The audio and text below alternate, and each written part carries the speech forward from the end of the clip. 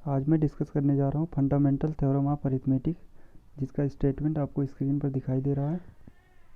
तो चलिए स्टेटमेंट पढ़ते हैं और साथ साथ समझते भी चलते हैं। Every composite number can be factorise.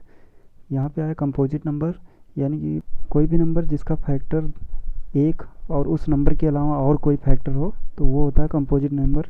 जैसे कि 4, अब 4 देखा जाए तो ये 2 से भी डिवाइड हो जाएगा, 4 से भी हो जाएगा, 1 से भी हो जाएगा, तो इसलिए ये कंपोजिट नंबर हुआ। जैसे यहाँ पे हमने लिया 20, अब 20 का अगर हम प्राइम फैक्टराइजेशन करें तो 2 गुणे 2 गुणे 5, ये इसका यूनिक प्राइम फैक्टराइजेशन है।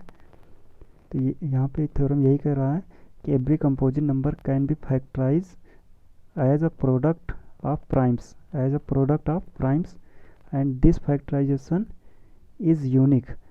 अब ये यूनिक का मतलब ये होगा कि ये फैक्टराइजेशन जो हमने किया है ये यूनिक है, इसके अलावा और कोई भी फैक्टराइजेशन इसका नहीं हो सकता apart from the order in which the prime factor occurs. यानी कि ये यहाँ पे हम इसका ऑर्डर चेंज कर सकते हैं केवल, जैसे हमने इसको ऐसे भी लिख लिया या कि ऐसे भी लिख लिया।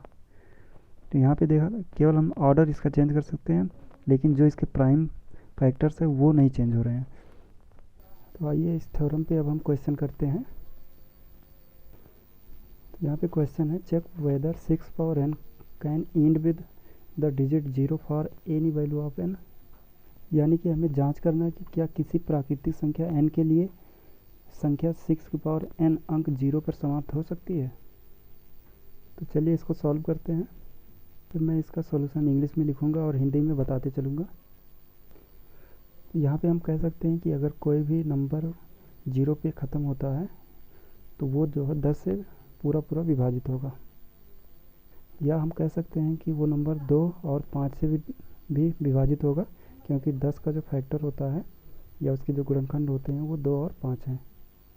यहाँ देखते हैं 6 की पावर n को हम ऐसे लिख सकते हैं 2 × 3 होल पावर n, या इसको हम 2 की पावर n लिखें और 3 की पावर n लिख दें।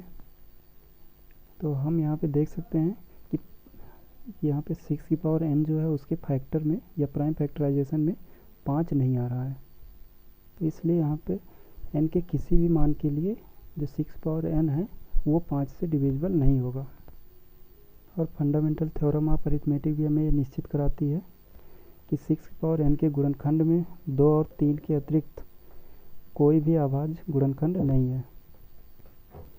अतः किसी भी प्राकृतिक संख्या n के लिए 6 की पावर n अंक जो है ये 0 पर समाप्त नहीं हो सकती है। यही इसका सॉल्यूशन है। इसी तरह से हम कोई भी नंबर चेक कर सकते हैं। जैसे यहाँ पे मान लिया 4 आ जाए, 4 की पावर n को देखना हो कि 0 पे समाप्त होता है कि नहीं, तो हम यहाँ जहाँ जहाँ हमने 6 लिया है वहाँ पे आप 4 लेके इसको एज इट इज कर सकते हैं।